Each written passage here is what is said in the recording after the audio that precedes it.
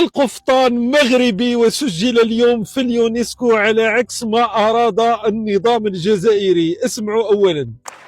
Congratulations. Félicitations au Maroc.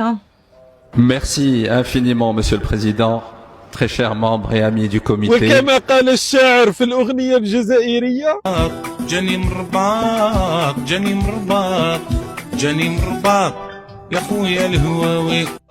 معناتها كل شيء، التاريخ، الواقع، الحقيقة. التلفزيون الجزائري في سنوات خلت، القنوات الخاصة الجزائرية، الكل يعرف تاريخيا أنه القفطان مغربي، ويعرف بأنه الجانب التراثي هذا يعني المغرب يتفوق فيه من قبل، يعني هذا ليس بالجديد. لكن النظام الجزائري الذي يعيش أزمات متعددة، الغارق في الكوارث، الغارق في الحماقات، الدبلوماسية الجزائرية في وضع كارثي، الجزائر لا تنتج، لا تقدم أي شيء.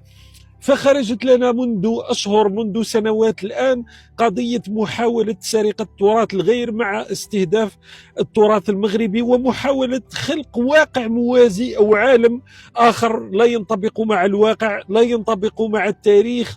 ووصلت الدرجة أنه من أجل هذا القفطان في الأيام الأخيرة وزارة الثقافة الجزائرية وضعت ختم على رسائل فيها عبارات سب وشتم أرسلت إلى اليونسكو. معناتها كوارث من كل جهة. النظام الجزائري أراد التغطية على حماقاته، على فشله منذ 1962 في هذه الدولة الجزائرية الفتية والحديثة، على أنه لم يستطع تقديم أي شيء للشعب الجزائري، فخلق رواية أنه المغرب يحاول سرقة تراثنا، وأنه لابد من أننا نحاول تسجيل الزليج والقفطان، وهي الأمور التي صار بكل صراحة، بكل موضوعية لم نعرفها أبدا. يعني منذ القدم نعرف بأن القفطان مغربي، أنه الزليج هذا مغربي، الزليج هذا لم نسمع به قبل 2022 وغيرها من الأمور. لكن بعيدا وهنيئا للأشقاء في المغرب تسجيلهم لما هو ملكهم في الأصل فقط اليوم هي خطوة جديدة بتسجيله باليونسكو لحمايته.